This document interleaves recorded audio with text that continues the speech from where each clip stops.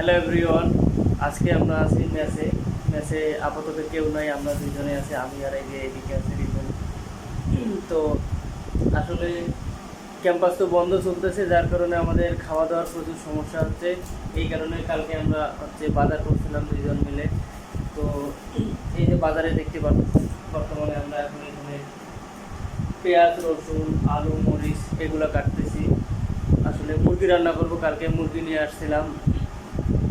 তো মুরগির দাম মোটামুটি একটু কমছে আগের তুলনায়। মুরগি হচ্ছে 165 টাকা করে কেজি নিছে।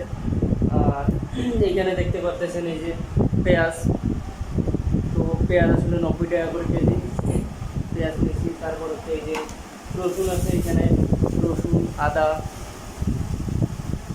তারপর এখানে হচ্ছে এই যে এখানে আছে আলু, আলু, তারপর হচ্ছে মরিচ আছে এখানে। যদিও এই বছর আসলে আলুর দামটা অনেক বেশি, অন্যান্য বছরে আলুর দামটা কমে মাঝে মধ্যে, কিন্তু এবার আসলে আলু হওয়া থেকে শুরু করে আলুর দামটা চলতেছে এখনও। যাই হোক, আমাদের রান্নাবান্নার কাজ চলতেছে এখন। আর বাইরে প্রচুর বৃষ্টি হচ্ছে, একবারে সেই লেভেলের বৃষ্টি নামছে। সকাল থেকে আবহাওয়া অনেক ড্যাম ছিল, তো ভাবতে পারিনি যে এইরকম বৃষ্টি হবে। প্রচুর বৃষ্টি হচ্ছে আসলে।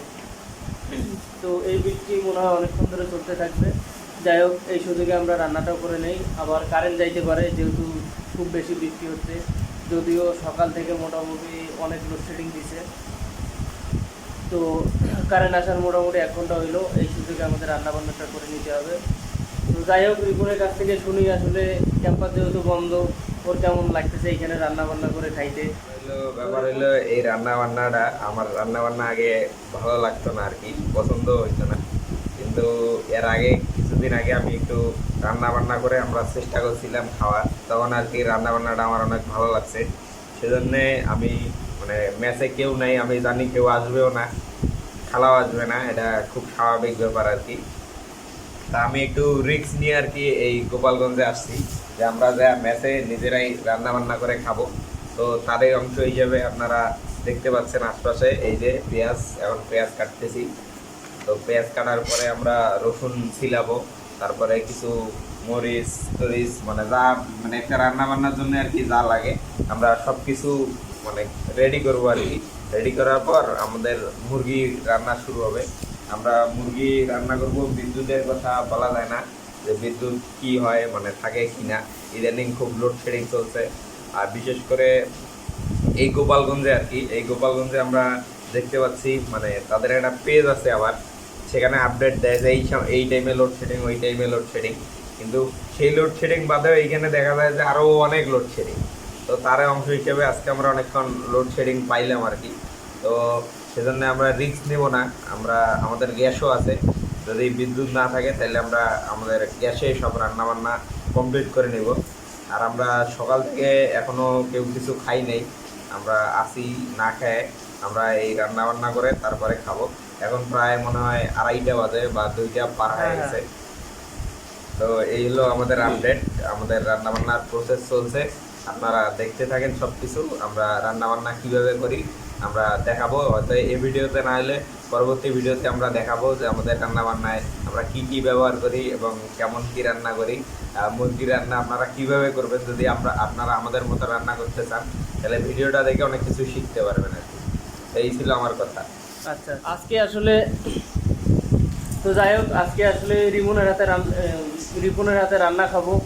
এর আগে ওর হাতে রান্না খাইছিলাম, শুধু একদিনে খাইছিলাম, এর আগে কখনো খাওয়া হয়নি। তো ওই দিন আসলে অস্থির রান্না করছিল, যার কারণে রাঁধুনি হিসেবে ওকে দিব, ও রান্না বান্না করবে।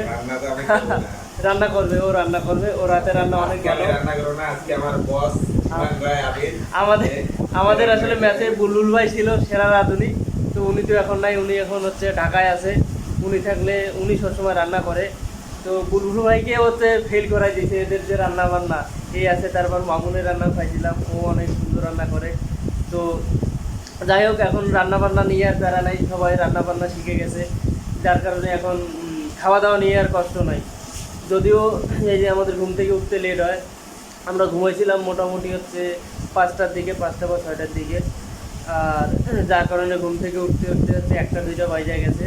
তারপরে এই যে আমরা হচ্ছে রান্নাবান্নার প্রসেস করতেছি, এরপর রান্নাবান্না করা লাগবে। তো আমাদের গ্যাস আছে, সমস্যা নেই, গ্যাসের মধ্যে রান্না করতে পারবো যদি কারেন্ট চলে যায়। আর এদিকে হচ্ছে রাইস কুকারে হচ্ছে ভাতটাও বসাই দিব, যেহেতু এখন কারেন্ট আছে। তো আমরা এইদিকে রান্না বান্নার সব কিছু মানে মুরগির সব কিছু রেডি করতে করতে ওইদিকে হচ্ছে ভাত হয়ে যাবে। আর তারপর হচ্ছে ভাত হচ্ছে, তবুও ভাত তরকারি হয়তো মোটামুটি আমাদের 3টা পার হবে, 3টা সাড়ে 3টার মতো বাজবে। তো ঠিক আছে, দেখা হবে পরবর্তী ভিডিওতে। আমরা হচ্ছে রান্না বান্না শেষ করি, তারপর হচ্ছে আরও নতুন ভিডিওতে সব কিছু দেখাবো, রান্না কেমন হইলো। আমাদের আসলে কালাভুনা ছাড়া আবার ভালো লাগে না, যেটাই হোক, মুরগি হোক আর যাই হোক না কেন, সবসময় কালাভুনা খেয়ে হচ্ছে অভ্যাস, যার কারণে আর কেউ কালাভুনা রান্না করবে এরকম। তো ঠিক আছে, গুড বাই।